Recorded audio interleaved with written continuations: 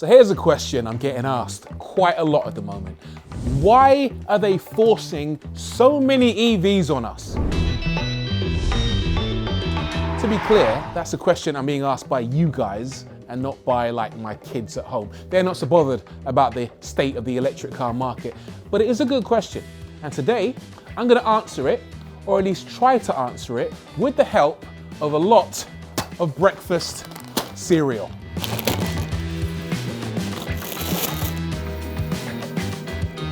So, why are they forcing so many EVs on us? It's true, every week seems to bring more and more new electric vehicles. But talking to you guys, you're saying maybe we don't want all these new EVs. Some new EVs, sure, but also car makers, how about some other stuff? How about some affordable petrol city cars or some affordable petrol sports cars? Some affordable any cars? Why are we only being served EVs? Or, to put it in cereal terms, why are our supermarket shelves being flooded with more and more granola? Granola's fine, but we'd also like some choice. We'd also like some Cocoa Pops. Lovely. Doesn't feel like it makes any business sense, right? If, as a cereal maker, loads of your customers are demanding Cocoa Pops and only a few want granola, then you're gonna make more Cocoa Pops, right? I watched The Wolf of Wall Street. I know how capitalism works. So why does it feel like we're just getting endless granola jammed in our faces? Like this. Yeah, that's quite dry. It's gonna take me a while.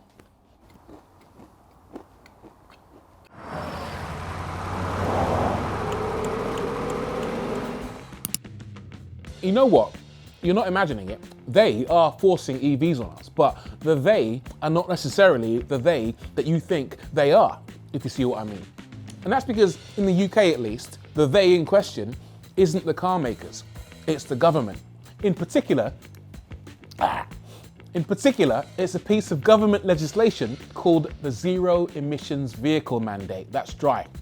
So you probably know that the UK has pledged to ban the sale of any new car with a petrol or diesel engine by 2035.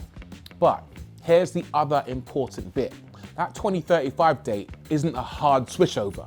The percentage of cars sold that must be zero emissions will ratchet up and up and up to hit 100% by 2035. And that process has already begun. The mandate says 22% of every manufacturer's UK sales this year, 2024, must be electric. 22%, nearly 1 in every 4 cars. Then next year, it's 28%, 33% in 2026, and it keeps on going up and up from there. And if car makers don't hit those targets, there are heavy consequences. For every ICE car they sell over their permitted percentage, they could face a fine of £15,000 per car. That's serious. And that's why car makers are forcing EVs on us right now, because the law commands it. The government has decreed, basically, that for every 3 boxes of Cocoa Pops that a cereal maker sells this year, they've got to sell at least 1 box of granola, or else they'll get fined into the dust. Excuse me. Quick pop quiz. Why do you think we're not doing reviews on cars like the Ford Focus or the Ford Fiesta? Here's a clue. Ford has stopped making them. Why do you think we're more likely to do reviews on the electric Puma or the Explorer or the Capri, all of which are electric? It's because these are the cars that are being introduced instead. The only cars that Ford sell that are powered exclusively by petrol, which haven't been discontinued or aren't about to be discontinued, are the Mustang and the Cougar. What about VW? Another huge brand, right? Traditionally very famous for petrol and especially diesel, apparently. The new T-Roc, that's the last pure ICE car that VW will make. And just look at the investment that they've made in electric. ID3, ID4, ID5, ID7, ID Buzz. The Polo is dead, and so's the Golf after this generation, apparently. Now, they could have kept some of these cars going for the next few years, but there's another big factor. Euro 7 emissions regulations. Now, these are a whole different set of regs that state, amongst other things, that no new car can emit more than 60 milligrams of NOx, nitrous oxide, by 2025. So rather than manufacturers developing newer, cleaner engines which cost money and for which they can still get fined under the ZEV mandate if they don't sell enough EVs in the mix as well, it makes more sense to simply take those cars off the road and invest in electric cars instead. So when I see comments like Rory's always pushing EVs, I am flattered, guys, thank you. I'm flattered that you think I have that much control over the industry. I wish. Not yet, it's coming. But the reality is that I'm simply taste testing what's in front of me and telling you guys what tastes good or doesn't taste good. And right now, that involves quite a lot of granola, because that's what's coming down the pipe. So, the manufacturers are spending a lot of cash developing new EVs to tempt the buying public. The question is, are the public biting? Remember I said that 22% of each car maker's UK sales this year have to be EV. Well, a sensible question to ask is, what percentage of cars sold have actually been EV? The answer this year is about 18%. It's not a bad number, nearly 1 in every 5 cars, but it's not high enough to avoid car makers, at least some car makers, being fined into oblivion.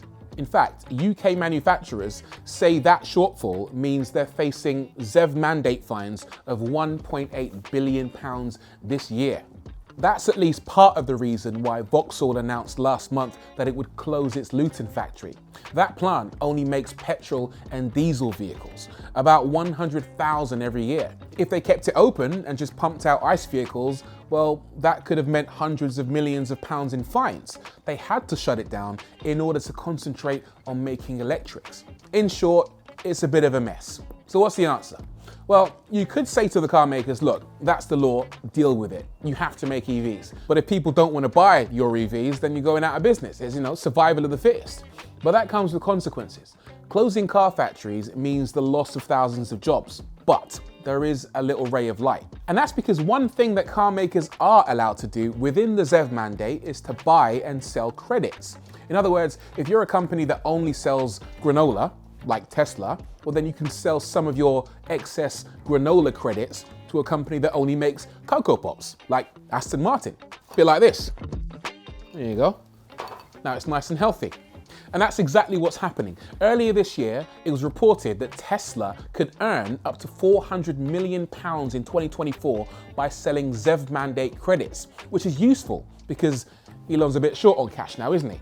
Actually, I did an explainer about how Tesla saved Alfa Romeo using these exact same tactics. Check it out in the link down below. But even with all of that horse trading, it's still not a guarantee that there will be enough credits to go around, unless people buy more EVs. So the other option from a car maker's perspective is to limit how many ICE cars they're selling. Let's say if as a cereal company, you can sell 6 boxes of Cocoa Pops, but you choose to only sell 3 the entire year, well that means you only need to sell 1 box of granola to hit your target.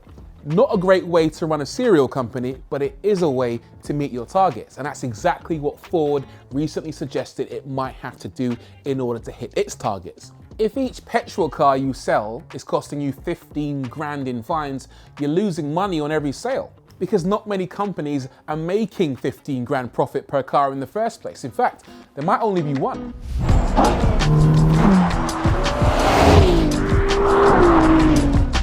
Okay, that right there was just an excuse to sneak in some lovely Ferrari footage into a quite sensible film. But also, Ferrari do make a massive profit. But it does raise the question, why isn't Ferrari being fined for not making EVs? They don't make any.